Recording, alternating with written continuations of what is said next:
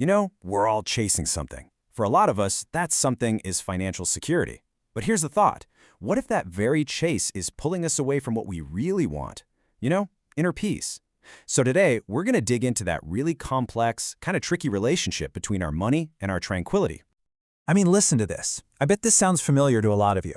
It's that little voice in the back of your head, right? The one that whispers, hey, if I just had a little more cash, everything would finally be okay. I could finally relax. And that right there, that's the heart of the problem we're going to unpack. But is it really true? Is that the real answer? Does a bigger bank account automatically mean more peace of mind? Well, what we're going to look at today shows that the reality is, well, it's a lot more complicated than that. So this brings us to this idea of the chase for more. And you know exactly what this is. It's that non-stop pursuit of wealth, thinking it's the magical cure for everything that keeps us up at night. It's that belief that, okay, this next promotion or landing that big client, that's going to be the thing that finally lets us breathe. But here's the big discovery. The real game changer, the heart of all this. True, lasting peace, it's not found in a wallet. It's not hiding in a bank statement. It actually comes from something much, much deeper. It's all about how we live our lives and how we feel about what we've already got. Okay, so if peace isn't for sale, why not? What's really going on here? Let's break down exactly why you just can't put a price tag on that feeling of calm. This is where we really get into the nitty-gritty. Check this out, because this is a super important distinction. You've got two kinds of problems, right? On one hand, you have practical problems. Things like bills, car repairs, stuff money is great at fixing. But then you have the other kind, the inner storms. I'm talking about anxiety, self-doubt, that kind of stuff. And trying to fix those with money, it's like trying to fix a leaky faucet with a Band-Aid. It's just the wrong tool for the job. So let's really nail this down. Here are 3 big reasons why more money doesn't just equal more peace. First off, that constant chase for more, it often just makes that empty feeling inside you even bigger. Second, peace isn't something you can just go out and buy. It's a habit. It's a way of looking at life that you have to build. And third, like we just said, it's the totally wrong tool for our emotional battle.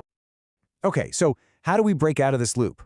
Well, it really comes down to a few key shifts in how we think. First, you have to figure out what enough actually means to you, not to everyone else. Second, and this is a big one, you've got to disconnect your personal value from your bank account's value. They are not the same thing.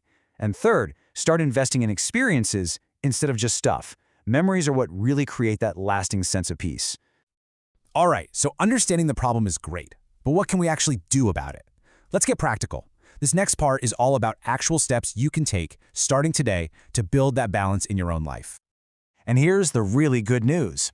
The path to finding that inner peace, it's not about some big expensive trip or a luxury purchase. It's built on something much simpler, small, consistent, and, you guessed it, often totally free daily habits. What's the cost of these rituals? Zero. Zilch. Nothing. Just think about it for a second. That quiet moment with your coffee in the morning, the sound of laughing while you're playing with your kid, a simple walk outside, the price tag on some of the best, most peaceful moments in our lives is literally zero. So, I've got 3 practical exercises for you. Ready? Step 1. For 1 week, just jot down every time you feel a moment of peace. And notice how many of them were free. I think you'll be surprised. Step 2. List 3 simple things that calm you down. And then schedule them in your calendar like they're important meetings. Because they are. And step 3. Don't just budget your money, budget your time for things like breaks, reading, and just connecting with people. So, after looking at the problem and some real practical steps, what's the one thing you should walk away with? Let's boil it all down to the big, lasting lesson. Now, don't get me wrong, the point here is not to say money is evil, not at all. Money is an amazing tool. It gives us security, freedom, opportunities. The whole key is to use it with purpose, with meaning. Think of it as a resource to help you build a good life, not as the goal of life. And this might be the most powerful idea we've talked about. We always talk about finding peace, right? Like it's some lost treasure we're going to stumble upon one day. But it doesn't work like that. Peace is something you build. It's an active, daily practice. You cultivate it every time you choose to take a deep breath, to pause, and to focus on what really, truly matters. And this quote just wraps it all up perfectly, doesn't it?